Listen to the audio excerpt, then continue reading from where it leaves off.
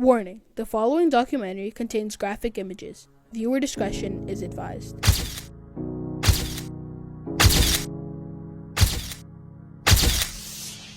Broken Morals, the CIA's descent into torture. After World War II, the world was trying to move past the horrors of the war, including state-sponsored torture. As the truth about the suffering of thousands, both prisoners of war and civilians came to light, outrage spread. The United States, known for promoting human rights, helped push for the Universal Declaration of Human Rights. It was meant to be a promise that no one would be subjected to cruel and inhumane treatment again. This declaration influenced many treaties, including the Geneva Conventions in 1949, the International Covenant on Civil and Political Rights, and the UN Convention Against Torture, showing America's supposed commitment to justice. But commitment is only as strong as the actions taken to uphold it. Rights, when unprotected, become nothing more than words.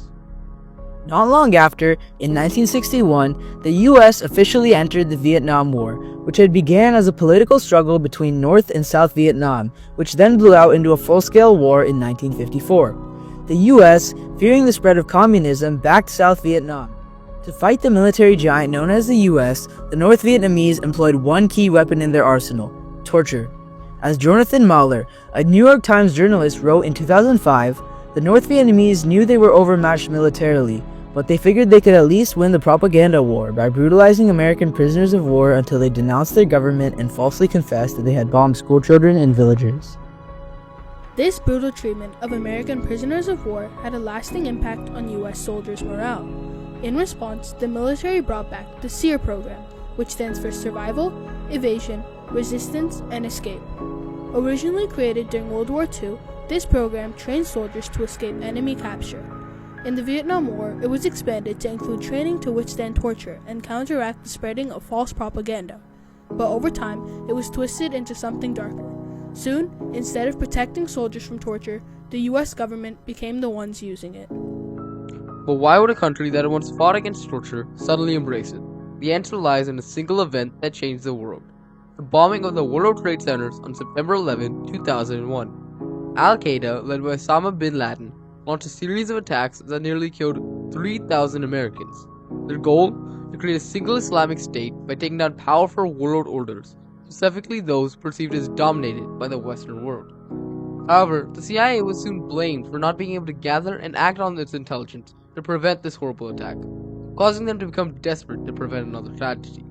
But in that desperation, the CIA, with approval from the highest reaches of the US government, turned to torture. In its fear and rage, the US abandoned its responsibility to uphold human rights, setting the stage for one of the most controversial intelligence programs in history. Torture, a horrific way of obtaining information, is a technique outlawed in most prominent nations due to its ineffectiveness and questions of morality.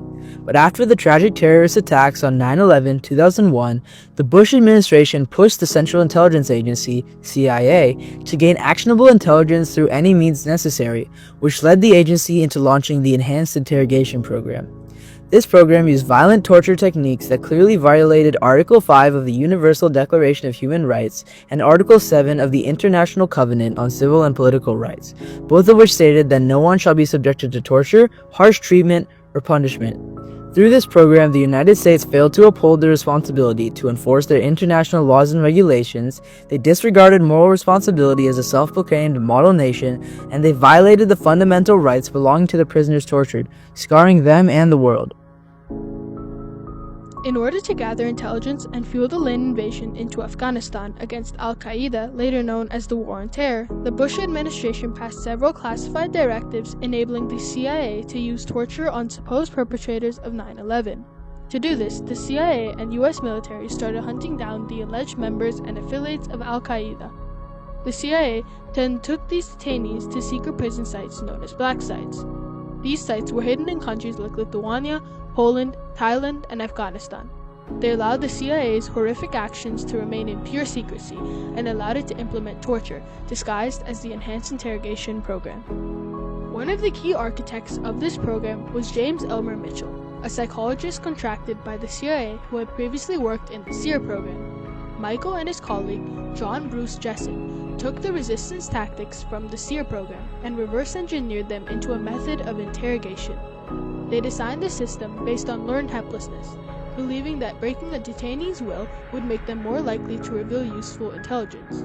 Instead, it created immense suffering and unreliable confessions.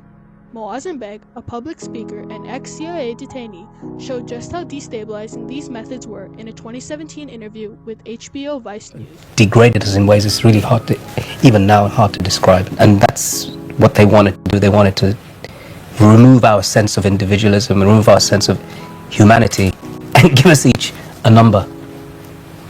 And we'll remember our numbers to this day. We'll use it. Prisoners were subjected to torture such as waterboarding, where detainees were forced through simulated drowning, walling, where prisoners were slammed into walls, stress positions, where detainees were forced into painful bindings, sleep deprivation, and more.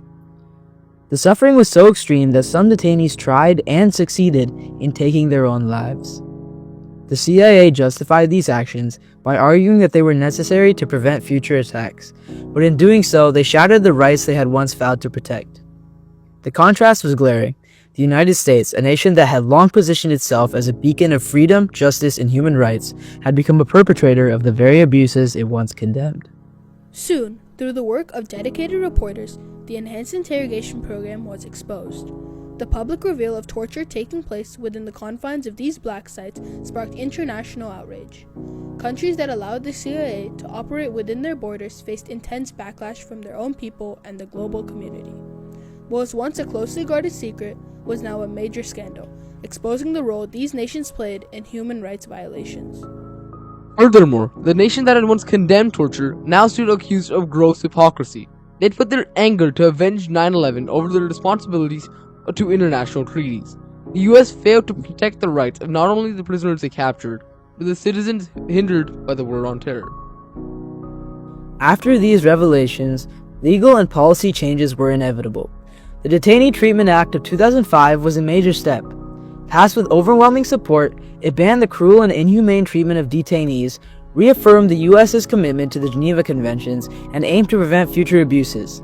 This also led to the Executive Order 13491, passed by the Obama administration, banning all forms of torture and formally disbanding the Enhanced Interrogation Program. Many proponents of the Enhanced Interrogation Program believe this extreme measure was vital in procuring intelligence on 9/11 and the subsequent war on terror. According to the creator, James Mitchell, the temporary discomfort of a terrorist who has voluntarily taken up arms to destroy our way of life does not outweigh my moral obligation to do what I can to save hundreds, maybe thousands of people. However, this belief was flawed. The Senate Intelligence Committee report revealed the truth. These techniques weren't just cruel, they didn't work. The report stated, while being subjected to the CIA's enhanced interrogation techniques and afterwards, multiple CIA detainees fabricated information, resulting in faulty intelligence on critical intelligence issues. The UN Convention Against Torture of 1984, UNCAT, made it clear there were no exceptions. War, terrorism, or instability could never justify torture. The US had not only broken international law, but had also betrayed its own values. Through the use of the Enhanced Interrogation Program, the U.S. violated the basic rights of detainees. These individuals were denied a fair trial, held without charge, and subjected to inhumane treatment. At the same time, the U.S. failed its responsibility to uphold the treaties and conventions it had once championed. On top of all that, it set the bar to many countries around the world who viewed the U.S. as a model nation and the quote-unquote leader of the free world that torture was perfectly fine and acceptable. The Enhanced Interrogation Program marked a dark chapter in U.S. history. It violated human rights, damaged the country's moral standing, and ultimately failed to produce reliable intelligence. The fallout, false leads, diplomatic strain, and lasting harm to America's reputation serves as a stark warning. Upholding human rights and following international law must always be a priority for nations, even in difficult times. Enhanced interrogation techniques ruined lives and exposed the U.S.'s failure to practice what it preached.